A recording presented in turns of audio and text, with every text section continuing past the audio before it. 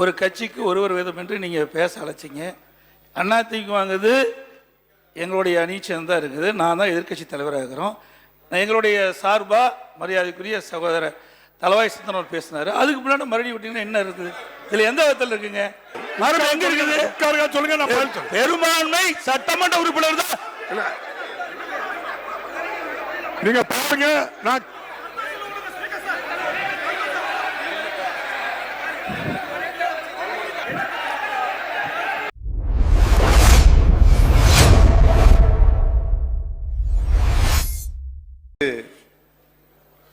நமது முதலமைச்சர் அவர்கள் கொண்டு வந்த ஆன்லைன் சூதாட்ட தடை சட்டத்தை இந்த மன்றம் விவாதமின்றி ஒருமனதாக ஏகமனதாக நிறைவேற்றிருக்கலாம் என்ற கருத்தினை நான் பதிவு செய்து அதற்கு பல்வேறு விவாதங்கள் இப்போ நடைபெற்றிருக்கிறது. இருப்பினும் மாண்புமிகு முதலமைச்சர் அவர்கள் கொண்டு வந்த இந்த ஆன்லைன் சூதாட்ட தடை சட்டத்தை அனைத்து இந்திய அண்ணா முன்னேற்ற கழகத்தின் சார்பாக முழுமையாக நாங்கள் வரவேற்று அமைகின்றோம். ஒரு கட்சிக்கு ஒருவர் விதம் என்று நீங்கள் பேச அழைச்சிங்க. அதிமுக வாங்குது எங்களுடைய அணிச்சம் தான் இருக்குது. நான் தான் எதிர்க்கட்சி தலைவராக இருக்கிறோம். எங்களுடைய சார்பாக மரியாதைக்குரிய சகோதரர் தலவாய் சிந்தனவர் பேசினார். அதுக்கு முன்னாடி மறுபடியும் விட்டீங்கன்னா என்ன இருக்குது? இதில் எந்த விதத்தில் இருக்குங்க? மறுபடியும் எங்கே இருக்குது சொல்லுங்க. நான் பெரும்பான்மை சட்டமன்ற உறுப்பினர் தான். இவங்களை உட்கார சொல்லுங்க. நான் பதில் சொல்றேன். பேரவைத் தலைவர்களே நான் சொல்றேங்க. பாருங்க, பெரும்பான்மை சட்டமன்ற உறுப்பினர் இங்க அவை எதிர்கட்சி தலைவர் பேசாங்க. உட்கார சொல்லுங்க. நான் ஒரு முன்னாள் முதலமைச்சருங்கிற முறையில அவர் பேசக்கு அனுமதி கேட்கும் போது நீங்க பேசக்கூடாதுன்னு நான் சொல்ல முடியாது. இல்ல கேளுங்க, நான் சொல்றேன். எப்படி ஆகும்? நீங்க பொறுத்த வரைக்கும் சட்டமன்ற உறுப்பினருடைய எண்ணிக்கை பொறுத்த நடக்குது.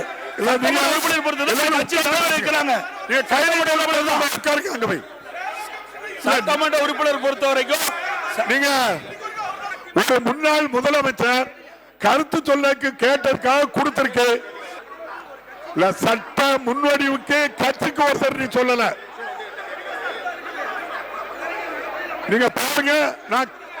நீங்க பிரதான எதிர்கட்சி தலைவர் நம்முடைய ஐயா எடப்பாடி நீங்க பழனிசாமி அவர்கள் தான். அதுல எந்த மாற்றமும் சொல்லல. அவங்க கருத்தை பதிவு பண்ணியிருக்காங்க. உங்க கருத்தையும் பதிவு பண்ணியிருக்கீங்க. இது முக்கியமான ஒரு மசோதா.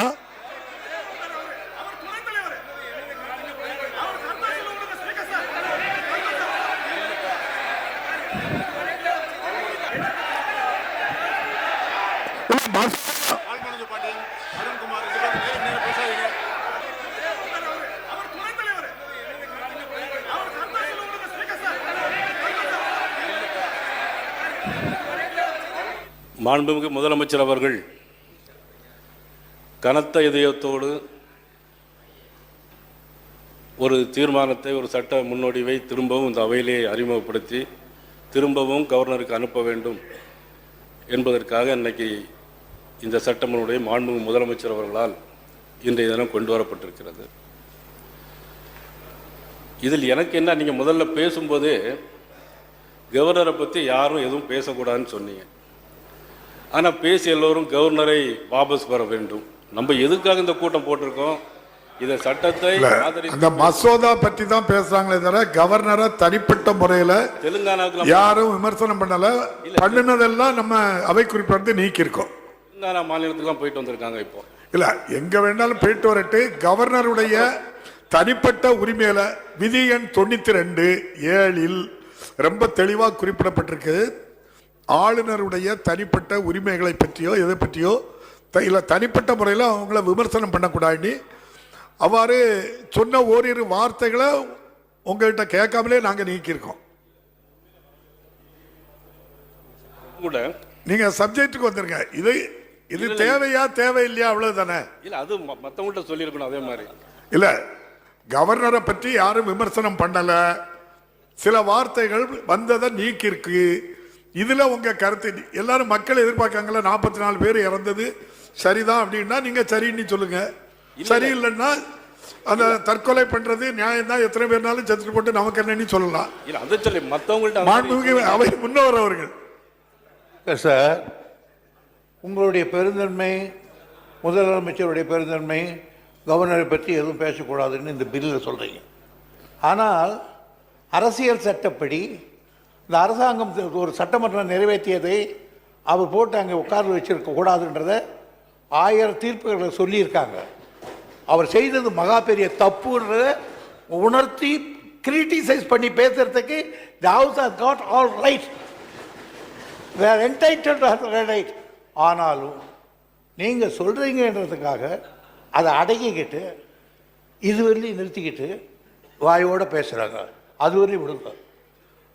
மாண்புமிகு உறுப்பினர், அவங்களுக்கு மனதில் மாண்புமிகு நயனா நேந்திரன் அவர்களுக்கு அந்த எண்ணம் தான் இருக்கு. வேற அழுத்தங்கள் அவங்களுக்கு இருக்காது. தமிழ்நாட்டு நலன் கருதி பேசுங்க. அதாவது